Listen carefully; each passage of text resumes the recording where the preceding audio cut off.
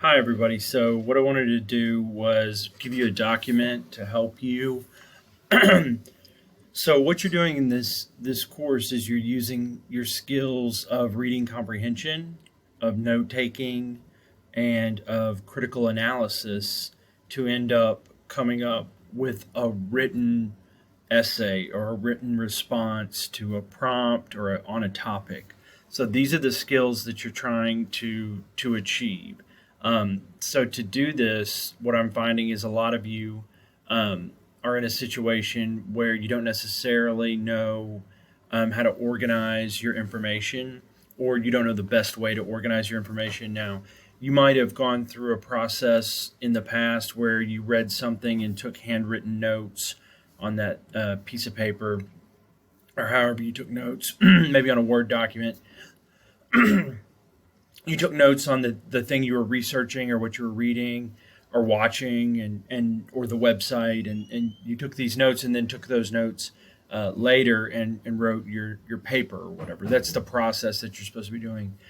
Some of you, I think, are reading the articles, and because they're short and because you think you might just jump back to it, you don't take any notes when you do that. And so that is kind of to your disadvantage, because what happens is you end up reading it on Tuesday, and then on Thursday you have to answer a response about it, and you're like, crap, I got to go back and download the book or open the book and look back through that section and figure out what was it that the author said or whatever. But if you have the notes on a Word document already, you're good to go.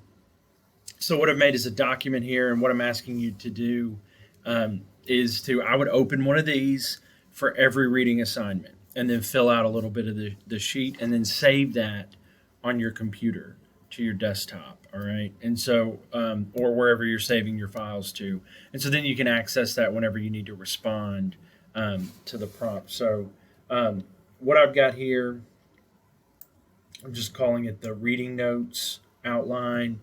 And I put rhetorical situation, author, audience, topic. So everything that's underlined has a check mark. You need to write some information for. So what I would do, or what I'm going to do, is see I have the book here, and this is 2.6, reading what it's like to graduate from college with the lowest paying major, Danielle Paquette. And so what I'm going to do is, for author, reading, or what it's like, what it's like. Okay, so I'm not going to write the whole thing. Audience, you had answered this question already, but it is the audience for this is people thinking about a career choice, college students, high school students, what is the topic? Okay, so it's career. I would also say that you could say career choice. You could say career satisfaction, happiness at work. Okay, so this is our topic. What is the purpose? Um, I know later it's to convince somebody to do what they love, right? To follow what you're passionate about and be happy, opposed to be salary driven. But anyway, keywords. As I'm reading, I'm going to write down some of these keywords that I'm seeing. Research or guiding questions. So, did she have any questions in there that like maybe why do we have to? Why does job satisfaction have to be connected to salary, right, or something like that? Were there any quotes that I saw that were useful? Okay, so at the end of reading it, if I write a short summary right then, that's when it's freshest in my mind. If I can summarize it right then, write it down then and summarize it. Okay, because the more time that passes between when you read it and when you're writing about it or responding to it or trying to cite it as a authority or some information in your essay, it's just forgotten. So summarize it when you can, and then include some kind of analysis. Like critical analysis is along the lines of, why is this relevant to the topic of careers? Why is this relevant to high school or college students? In terms of this specific article.